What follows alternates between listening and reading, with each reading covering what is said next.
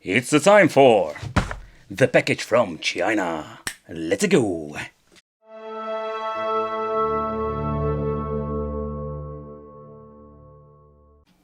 Hey, welcome back to the channel. It's awesome that you're tuning in, because in this video it's time to take a close look at another game box in the jungle of game box systems. So this is the X9 game box. We come with all kinds of versions. We do have like this familiar logo with this guy and his glasses and his controller in his hand. Looks a little bit like my logo, but nevertheless, let's take a close look at it, what we're going to get. I love these descriptions on the boxes. We're going to get ourselves the professional game chip, double rocker control, the 3D game, and we're going to get Surge games. So back in the day we started with Super Console X. I must say that nowadays we do get some weird looking but also interesting when it comes to the software game boxes.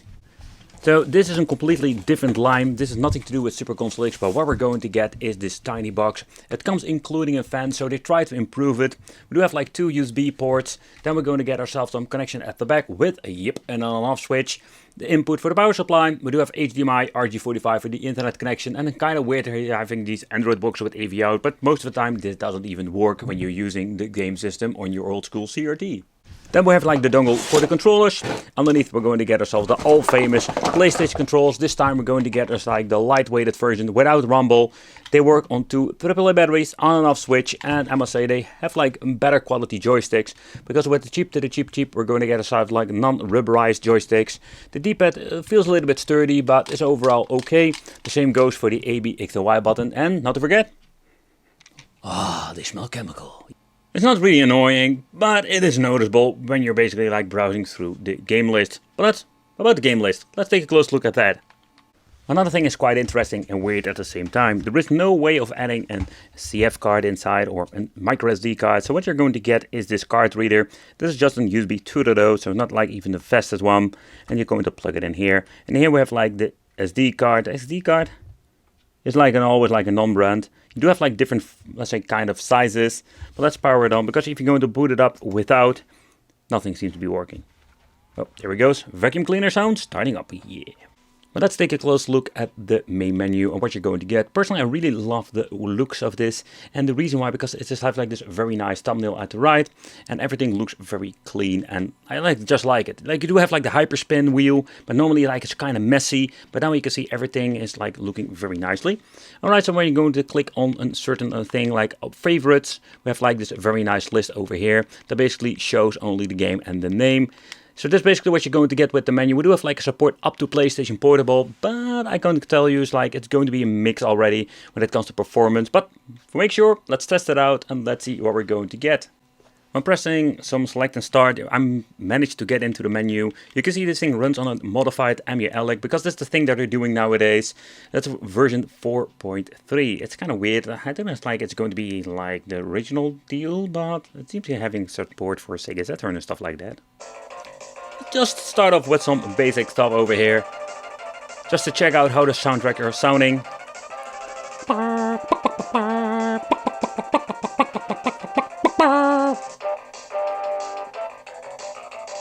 Everything sounds like it should be. Let's boot up the game. Crap, always messing it up. Get to the chopper. Of course, we have reached the point that these, like say, 16-bit games will run just fine. I do see there is some kind of weird filter over it. Whoops. When pressing select and start, what I do like about this is that we do have the option to enable cheats. We have made a quick load, quick save if you want to. Restart, resume. So normally we do have like like when pressing select and start, it will basically go into, let's say, the main menu. But we'll have the option basically to shut down over here. It will reboot. But we have the option to make a quick load, quick save, so that's very convenient. No turbo mode so far, I can see. Okay. Oh, there we go. But where we're going to get into the N64, like all of those cheap boxes, we do have some limitations here. The more demanding games will not run very well, and also I did hear some stutters in this game too.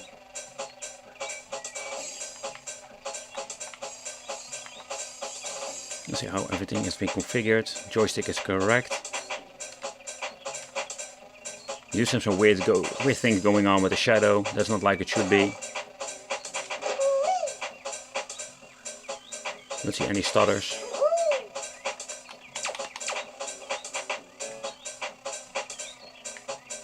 But a lot of games are playable, so that is very cool.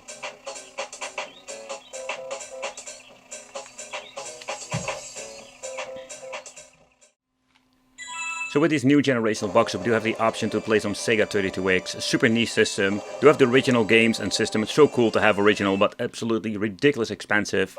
So if you just want to experience it, this is just a great way to do so. Still, like, the Sega 32X has so much potential, but unfortunately they completely messed up with Sega there. For example, if you're going to look it up, there are even like Doom, let's say remakes like Doom Resurrection on the 32X that looks almost, or maybe like even that's just as great than on the Sega Saturn. Having great options like 2-player co-op. And again, 32X, I really love the hardware. I hope the community can make more like ports or homebrew games, hacked games that have like basically unlocks the full potential of 32X.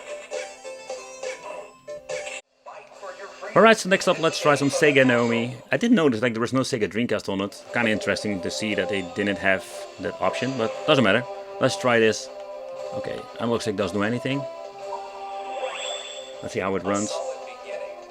I also tried this game particularly because the 3-dimensional games will struggle more on cheaper boxes than compared with the other versions like 2-dimensional games. Don't see weird glitches going on. Alright, let's fight.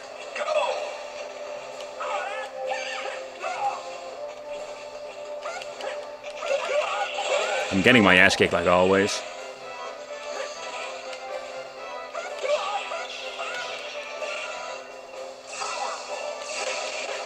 You do can hear some hiccups in the music, so it doesn't run like stable 60 FPS. Next up, Sega Saturn with Cyber Speedway. I'm really curious how this 3-dimensional game will run, because they had some... Sometimes we do have like some limitations. Let's choose free mode. Play versus CPU, and let's boot it up and let's see what we're actually going to get with this. We're going to get loading times. Loading times.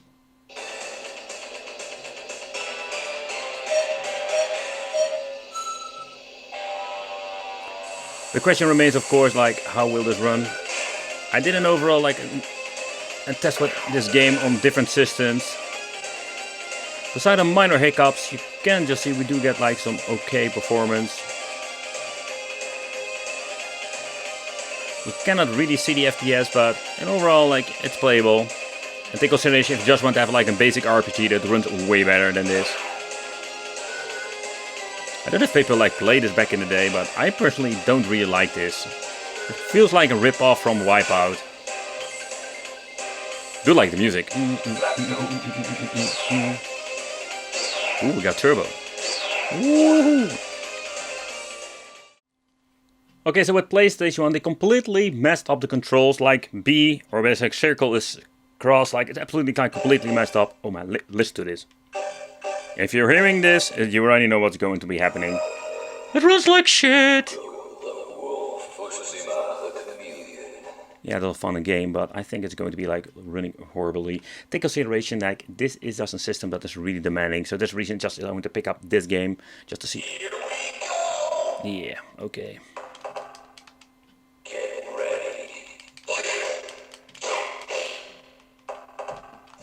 It is playable in kind of a way, but it's running sometimes really slow. Yeah. I take my word back, it's not playable. It runs like shit. Okay, so let's take a closer look at this, how this will run on the PlayStation Portable side, because it's going to be quite challenging.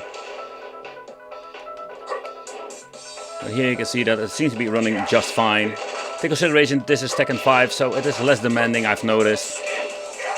So we do get some okay performance when it comes to PlayStation Portable. For the cheap box, it really is. I just wanted to show you what I do like about it, that when pressing select and start, we're going to get into PPSSPP emulator, and it's just amazing. Like, you can just actually like mess around with the settings if you want to. You can see over here frame skipping has been set to off, so that's quite interesting to see. So it's interesting, like in general, like what you can do with it. And again, like you can make a quick load, quick save, so that's very convenient for some games. Interesting, very interesting. Okay, of course, when you're going to play God of War, change of kinkiness, you're going to get some different performance. But what we can do is pressing select and start, going to the game setting menu. I said going to the game setting menu. Okay, wicked, very nice. But here you can see like it already has been set to frame skip for frame skip 2, so it's absolutely crazy. Here we have like maybe some option we can change out. We can see like they did mess around a little bit with it, so we can set it maybe 1 to 1. Just we can mess around with this to get a little bit better performance and overall. But let's try it out and just see how it actually going to be working. Let's put this on off. The next thing we can change out is the rendering. Then we're going to force it on original rendering scale. So that's the thing that we can do, just to see if we can get some actually okay performance. Alright, so let's show how the performance is when you're going to actually play in game like this. Yeah, putting this to frame skip 2, yeah, it will be slightly better, but let's be honest, this is just completely unplayable. Frame skip 1 is okay, I can live with something like that, but this is absolutely garbage. I can tell you it was a pain in the ass to open this thing up, because they completely like clicked it, there was no screw whatsoever. Sometimes if you have like the combination, it makes it way easier. So let's remove the single or the 2 screws over here, so we can basically like get it out of the case. If we can find some more information, they're using these very interesting tiny Parkers, so we can just lift it out. I just wanted to see what they're doing over here. They implemented like this tiny piece of metal. I have no idea why this is. Let's see if I can basically like rip it off. They glued it on. Maybe I can use a heat gun in the future for stuff like this, but they're using some special glue or double-sided tape. Let me see. I did have some movement over here. Let's see if I can pry it off. There we go. That's much better. The chip they are using is the AM Logic, the S905L. So I'll like put it in the screen over here, what kind of specifications we're going to get. But we have seen this many times before, including the Super Console X. Yeah, so it's not like the most interesting specs. We do have like some boxes that have like the X3. And correct me if I'm wrong, but I can remember like with these chips, we didn't have the option to install like an Emulation 3.9 or higher, or a higher model than 3.9. So it's quite interesting what they're doing over here. They're modifying it, making it better, but the overall performance are not going to be improving, of course, because these things are not like really, they're not like great. Okay, so the construction of this is kind of laughable if you ask me, because I told you like I feel some weight to it, so they extra like put a metal plate in, but the weird thing is they use these thermal pads and put it on the back over here. So that's kind of weird. So they're adding like a metal plate at the front. They're adding like an extra plate. So basically trying to get the heat from the back to the metal plate. Let me feel it. We do have some heat that they basically like get rid of. So it's a different way of constructing this. So they're like old school mainboards. It looks like they're like old school ones. I cannot really find any production date whatsoever. So it makes it really hard to say if it's like really old.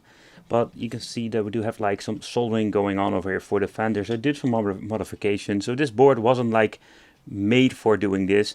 And they're doing like, so they're grabbing, I think this is the 5 volts from the USB port over here. It's also not like the best soldering. I'm not going to say I can being like I'm the master of soldering, but you can see like they used a big blob over here. But again, they also need to be very careful. They're not making any contact between these. Nevertheless, so this is what we're going to get in the inside, the S905, or yeah, the S905L. I'm guessing this is from something like 1 gigabyte of RAM. Let's see, this is like even the 16 gigabyte of storage capacity. There you have it, guys, the Gamebox X9. I think the most interesting part always of these boxes are just getting like into the software. What can they do? What are they like improving? And what I find interesting, they're using these weird looking, I think it's modified, like Alex software pieces. Like you're not going to get into the Android box anymore. The control of this thing is not bad at all. I was quite surprised. It still smells chemical, but the overall quality and the gameplay I am having with this is quite good. The box, I really like they're adding fans to it. It sounds a little bit, let's say, like a vacuum cleaner, but not like the worst kind. On and off switch, so they keep improving it, but they're still using old kind of tech. So the overall performance is the same that we've seen many times before.